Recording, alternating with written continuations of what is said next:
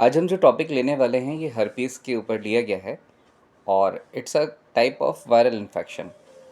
Herpes simplex virus HSV ये एक causative factor होता है और it's a two type of factorial changes here that we can see. HSV1 आमतौर पर ये लिप्स पर और होठों के आसपास छाले बनाता है। फिर इसी में HSV टाइप 2 ये जनरली आपके प्राइवेट पार्ट्स पर होता है, जननांगों के आसपास इन्फेक्शियस एक कंडीशन कॉज करता है। अब हम चर्चा करेंगे यहाँ पर कि हर्पीस के सिम्टम्स क्या क्या होते हैं, लक्षण क्या क्या होते हैं।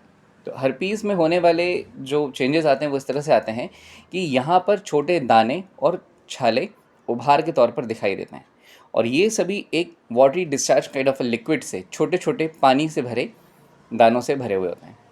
इनमें आमतौर पर बर्निंग सेंसेशन और ईचिंग होती है, जलन और खुजली होती है, बहुत ज़्यादा पेनफुल होते हैं। जब किसी भी व्यक्ति के अंदर किसी भी तरह का इन्फेक्शन हुआ है और अगर उसे फेवरिश फील हो रहा है, फीवर जैसा फील हो रहा है, बुखार जैसा महसूस हो रहा है, तो यहाँ पर HSV की जांच करा लेना बहुत ही ज़्यादा ज़रूरी माना जाता है। वीकनेस बहुत ज़्यादा लगती है और एक बहुत ही मोस्ट कॉमन सिम्टम होता है कि जननांगों में दर्द आते हैं, जो आपके प्राइवेट पार्ट्स होंगे। यहाँ पर आपको बर्निंग सेंसेशन और पेन बिल्कुल बिल्कुल दिखेगा यहाँ पर। और अब इससे अपन जैसे बात करें कि इनिशियल इन्फेक्शन क्या होते हैं, तो कई बार शुरुआती संक्रमण में जो सिम्टम्स होते हैं वो बहुत ज़्यादा उभर कर आते हैं, लेकिन फिर होता ये है कि बाद में बीमारी बार बार लौटती है। इसे हम ये नहीं कह सकते कि एक बार इसका अगर ट्रीटमेंट ले लिया है तो फिर ये दोबारा नहीं होगा। जब कभी भी उस वायरस का एक्सपोजर आएगा या उसे वो कोई कंडीशन मिलेगी एक्सपोजर वाली, तो वो एक्सपोज होकर बाहर आएगा। अब चर्चा करते हैं कि हर्पीस फैलता कैसे, इसके कॉजेटिव फैक्टर क्या होते हैं, कि फैलने के इसके कारण क्या क्या होते हैं।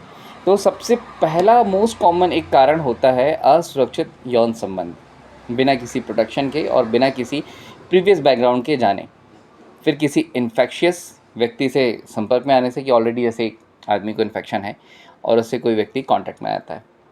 कई बार होता है कि आपके दो या दो से ज़्यादा पार्टनर होते हैं, तो किसिंग वगैरह से भी होता है, ओरल सेक्स के कारण भी होता है। और कई बार ऐसा भी देखा गया है कि संक्रमित छालों को भी छूने से हर्पीस जोस्टर या हर्पीस फैलता है। अब इसमें हम मेडिसिन के बारे में चर्चा करेंगे। मैं आप सभी को मेडिसिन बताना चाहूँगा, लेकिन बता इसलिए नहीं रहा हूँ क्योंकि कई बार क्या हो जाता है कि लोग खुद के डॉक्टर बन बैठते हैं। पता चला कि उनकी बॉडी मेटाबॉलिज्म के हिसाब से और उनके क्लिनिकल बैकग्राउंड के हिसाब से वो मेडिसिन ना ले लें जो उनके लिए हानिकारक हो सकती है।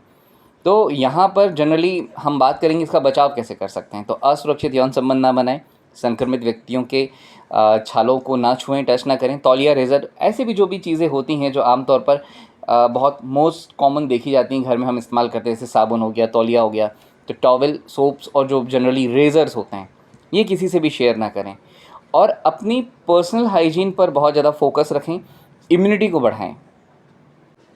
हर्पीज़ एक DNA वायरस से होने वाला संक्रमण है और अगर इसमें डेप्थ में चले जाएँ तो ये हर्पीज़ वेरिडी परिवार का सदस्य है। मतलब इसकी हम एक फैमिली देखते हैं कि इस वायरस की फैमिली क्या है, तो हर्पीज़ वेरिडी है।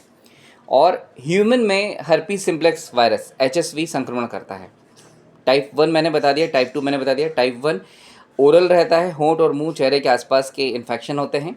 और टाइप 2 जो होता है HSV का, ये जेनिटल क्षेत्र पे संक्रमण करता है। अब वायरस शरीर में करता क्या है, तो जो हमारे स्किन की म्यूकस मेम्ब्रेन होती है, इसके बैरियर से ये बॉडी में इंटर करता है और स्किन की सेल्स में बढ़ता है, छोटे छोटे पेनफुल ब्लिस्टर्स, छाले बनाता है और फिर धीरे धीरे ये जो ब्लिस्टर्स होते हैं सेंसरी नर्व्स को भी डैमेज करते हैं, जिसके कारण नर्व गैंग्लियन तक ये पहुंच जाता है। अब वहाँ पर क्या होता है, ये चुपचाप पड़ा रहता है, एक लेटेंट फेज़ में रहता है, लेकिन जैसे ही उसको एक्सपोजर वाली फेज़ मिलती है ये बाहर निकल कर आता है। अब इसका जो इंक्यूबेशन पीरियड होता है 2 से 12 दिन का होता है और लगभग शुरुआती 4 दिन बहुत पेनफुल होते हैं, बहुत तेज़ दर्द पाया जाता है इसमें। तो अब इसके 1 या 2 लेक्चर्स और हैं तो वो अपन डेप्थ वाइज लेंगे। अभी तो फिलहाल ये है कि एक छोटा सा इंट्रोडक्शन मैंने आपको दे दिया। हाँ, ट्रीटमेंट्स मेरे पास अवेलेबल हैं, नंबर शेयर किया मैंने आपसे।